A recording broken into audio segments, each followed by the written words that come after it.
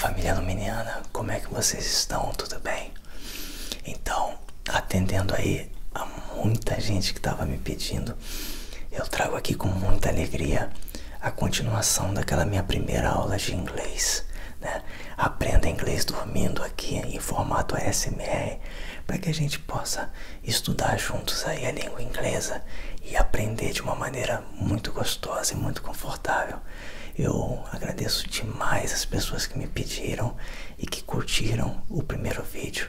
E eu espero de coração que esse segundo vídeo ajude também, né? E que traga aí, contribua com o conhecimento, com o estudo de vocês. Então vamos lá para a aula. Fala, família luminiana, tudo bem? Então essa aqui é a continuação daquela outra aula de inglês que eu tenho aqui no meu canal, onde eu ensinei a conjugação de verbos, né?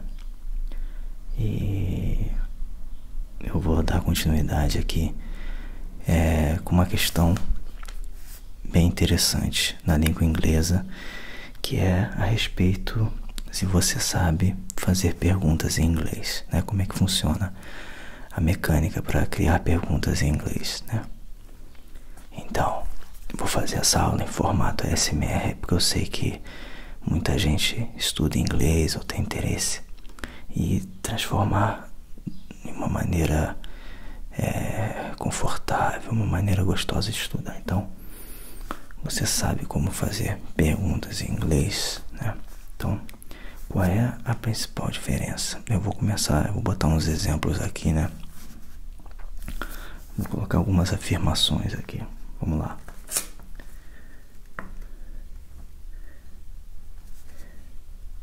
You are Brazilian. You are Brazilian.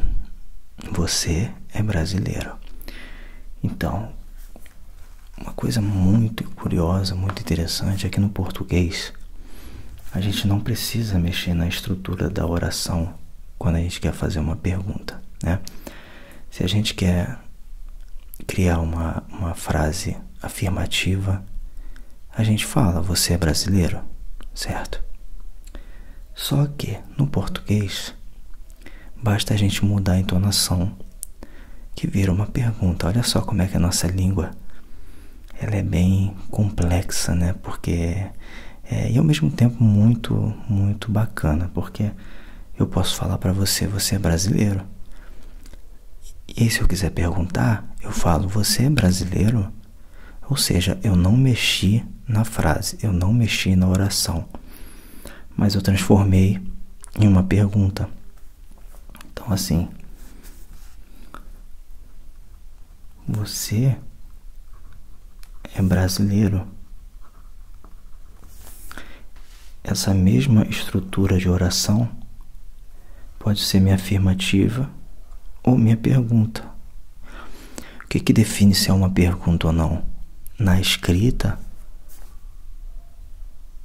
é apenas colocar sinal de interrogação. Então, na escrita você sabe que é uma pergunta quando tem o sinal de interrogação. Você é brasileiro, né? Quando eu quero fazer uma afirmação ou uma pergunta no inglês, a gente não tem como proceder dessa mesma maneira, porque a estrutura da oração muda. Então, não tem como eu chegar e eu vou fazer uma pergunta em inglês, então eu vou falar assim, ao invés de eu falar de uma forma afirmativa, né? You are Brazilian?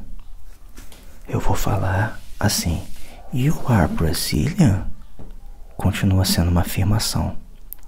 Não tem como chegar no inglês e tentar mudar a entonação, igual a gente faz no português.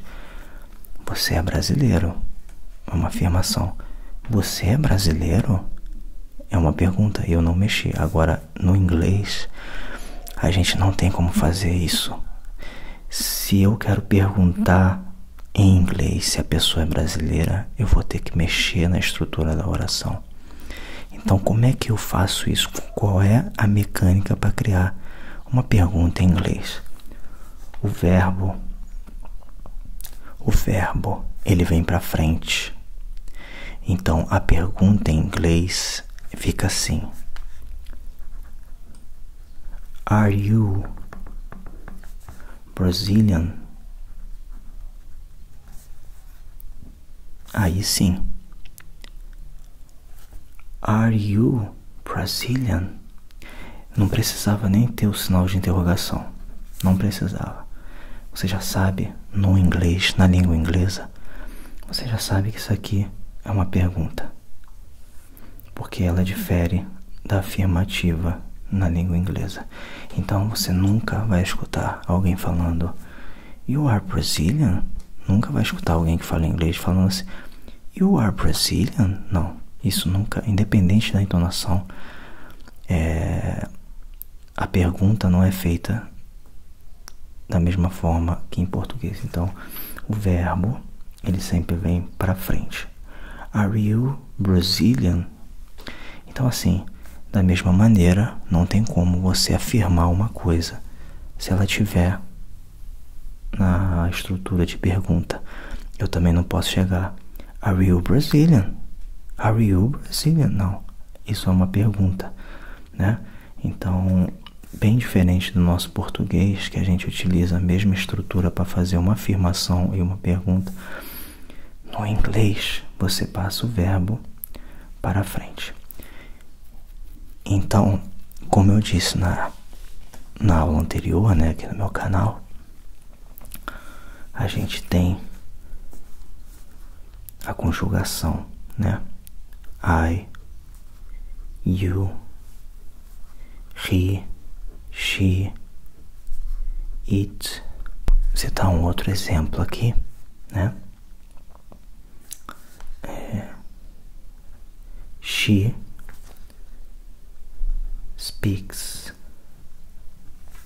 English. She speaks English. Como eu tinha falado na minha outra aula, né? She speaks. Por que não é speak? Porque é she. E aí, como é que agora você se pergunta, né? Como é que eu posso transformar essa oração aqui em uma questão, né? Porque aqui tá She speaks English. Será que fica speaks she English? Não, tá errado. Então, a gente tem que lembrar do verbo to be, né? E o verbo do. I do é de fazer algo. I do. You do. Aí tem a conjugação he, she, does. Conforme eu havia falado anteriormente, acrescenta-se o e e o s. Então, como é que a gente vai passar essa oração aqui para a forma de pergunta? É assim, olha. She speaks English. A gente coloca. Lembra aqui, ó, da conjugação he, she, does. A gente vai colocar o quê? O does. Does she speak English? Aí sim, a gente transformou em uma pergunta. Does she speak English? Aí você deve estar me perguntando, pô, o Bruno deu mole, o Bruno errou. Porque terceira pessoa do singular, he e she, terceira pessoa do singular, acrescenta e e s. Então, não é speak, é speaks, conforme estava nessa outra oração, né? Mas não, calma lá, olha só.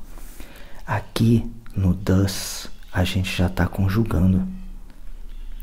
Então, se você já fez isso no does, olha o S aqui no does, ó. Se o does, né, conjugação de he, she, does, já tá com ES, você não precisa conjugar o verbo novamente aqui, porque o does já está fazendo essa função. Então, afirmativa. She speaks English. Essa é a afirmativa. She speaks English. Ela fala inglês. Pergunta. Does she speak English? Ela fala inglês, né? Então, essa é a maneira correta de elaborar uma pergunta com o uso do verbo, tá? E nesse caso aqui, como a gente já conjugou o he e o she, aqui no verbo a gente não precisa conjugar novamente aqui, tá? Então, família luminiana, só para resumir, diferente do português, da língua portuguesa, que você usa a mesma estrutura de oração, tanto para afirmação quanto para pergunta, no inglês a gente tem que passar o verbo para frente da oração, tá?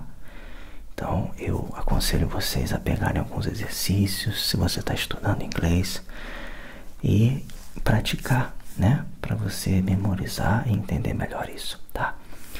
Eu espero que vocês estejam gostando da aula, meus alunos, vocês são maravilhosos e muito comportados. O professor Lumini está muito feliz com vocês. Agora, como um bônus, uma curiosidade, eu vou ensinar para vocês o que seria uma gíria no inglês, né? Então, galera, se eu quisesse falar que, por exemplo, o meu inglês não é perfeito, mas eu consigo me virar com ele, eu consigo dar um jeito, né? Me dar bem com o inglês. Como é que ficaria isso, né? Como é que é essa gíria, né? Eu consigo me virar, eu dou conta, né? Então, por curiosidade, né? Um bônus para vocês, eu vou explicar aqui. Vamos botar a oração aqui. Então, colocando a oração para vocês aqui. My English isn't perfect, but I can get by in most situations. Então, o que eu quis dizer aqui, galera? O meu inglês não é perfeito, mas eu consigo dar conta, eu consigo me virar na maioria das situações. My English isn't perfect, but I can get by in most situations. Então, essa expressão aqui, I can get by, é como se fosse, eu consigo me virar com aquilo que eu tenho, eu consigo dar conta, né? É só um bônus aí do vídeo, tá?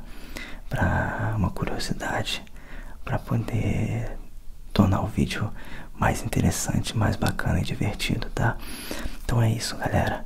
Família luminiana, eu espero muito, muito que vocês tenham curtido mais essa aula de inglês e continuem praticando. Se você está estudando inglês, se você tem interesse, meus parabéns, e desejo do fundo do meu coração que você aprenda a língua inglesa ou qualquer outra que você tenha interesse, né?